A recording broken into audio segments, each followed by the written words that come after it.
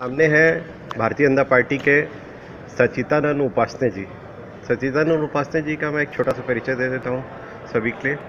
सच्चिदानंद उपासने जी पूर्ववर्ती भाजपा सरकार में वेयर हाउसिंग कॉरपोरेशन के चेयरमैन रह चुके हैं, अध्यक्ष रह चुके हैं। रायपुर से विधानसभा उत्तर और महापौर का चुनाव लड़ चुके हैं।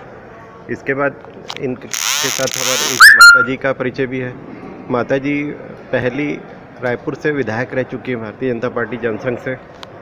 अभी उपासने जी को एक महत्वपूर्ण जिम्मेदारी है जिसमें दुर्ग जिले की सबसे प्रभावशाली सीट है पाटन विधानसभा। पाटन विधानसभा के प्रभारी हैं।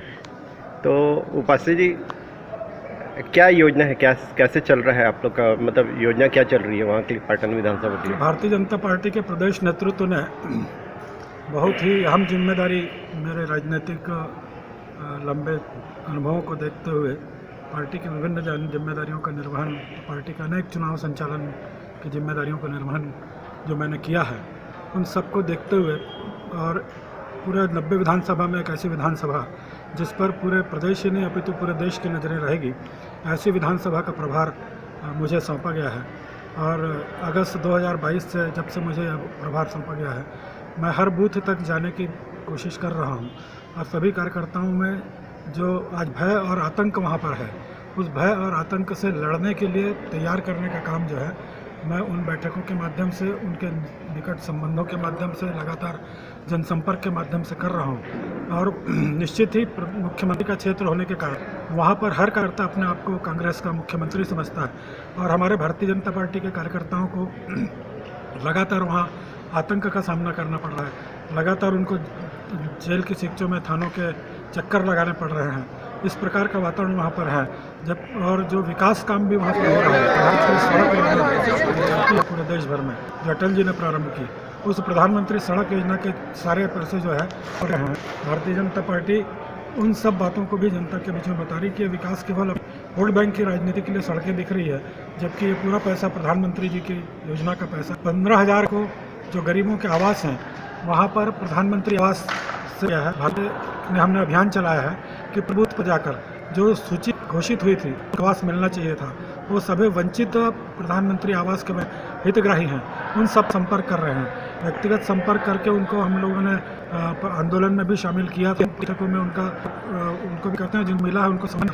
इस प्रकार से जितनी योजनाएं माननीय प्रधानमंत्री जी की हैं, उसका पाटन विधानसभा में जितना भी लाभ मिला है, उन साथियों से निरंतर संपर्क करने का काम हम पार्टी के इसमें कर रहे हैं। अभी हमारा बूथ सबसे मजबूत बूथ सशक्तिकरण की दिशा में हमने काम प्रारंभ किया और हर मतदान केंद्र पर हमने जो है तो पन्ना प्रमुख की नियुक्ति की है, जो चुनाव के दिन जो है उसका महत्व होगा।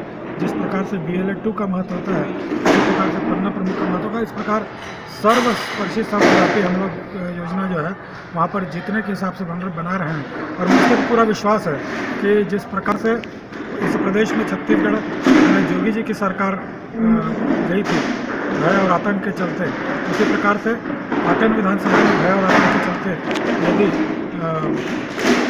भूपेश बघेल जी होते तो निश्चित रूप से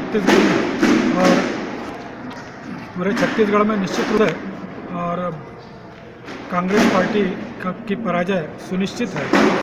तो ये तो बात हुई जो आपके कार्य योजना की, भारतीय जनता पार्टी की कार्य योजना की बात, जिसमें केंद्र सरकार की योजनाओं को भी आप लोगों ने समाहित किया है।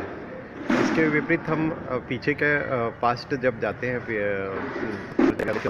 उसमें केवल एक चुनाव या एक ही चुनाव में भारतीय जनता पार्टी पाटन विधानसभा में सफल हुई है। अभी जो स्थिति है, मुख्यमंत्री है, पावरफुल है, उनको देखते हुए मतलब जो कार्यकर्ता है, वो कार्यकर्ताओं की कमी नहीं है भारतीय जनता पार्टी में, मगर उसका चयन आप लोग किसी स्तर पे करेंगे उसके ऊपर है कि क्या रखा है आपने चयन करने का? हम चूँकि वो मुख्यमंत्री हैं तो हमारे लिए चुनौतीपूर्ण संघर्ष है और उस चुनौती का मुकाबला करने के लिए ही हम सारी रणनीति बना रहे हैं। कोई ऐसा नहीं है कि कहीं लिखा नहीं है कि मुख्यमंत्री की पराजय नहीं होती है। तो देश में अनेक राज्यों में हमारे भी मुख्यमंत्री पराजित हुए हैं, दीगर मुख्यमंत्री भी पराजित हुए हैं। तो ये कहीं नहीं लिखा है कि मुख्यमंत्री जो है पराजित नहीं होते हैं। तो स्वाभाविक रूप से उस चुनौती को हम स्वीकार कर रहे हैं कि वो मुख्यमंत्री हैं। पहले भी हमारे जो चुनाव हमने हार पराजित हुए हैं, तो हमारी कुछ न कुछ गलतियां थी वहाँ पर, जिसके कारण से हम पराजित, और पिछला चुनाव भी हम बहुत कम मतों से वहाँ पर पराजित हुए हैं। तो स्वाभाविक रूप से मैं प्रदेश के अध्यक्ष थे, हमारे भी प्रत्याशी उसमें बाहर से थे, बावजूद उसके हम लोग बहुत कम अंतर से वहाँ पर पराजय का सामना हमने किया। उपस्थित एक ही विषय है कि अब जो कार्यकर्ता का चयन करना है वहाँ पे, उसके लिए आप लोगों ने क्या रणनीति तय की है कि कैसे कार्यकर्ता को आप वहाँ पे मतलब टिकट देने वाले हैं? टिकट तो पार्टी का प्रदेश नेतृत्व और केंद्रीय नेतृत्व तय करेगा, लेकिन सामान्यतः कार्यकर्ताओं की इच्छा के अनुरूप वहाँ पर प्रत्याशी दिया जाएगा। धन्यवाद।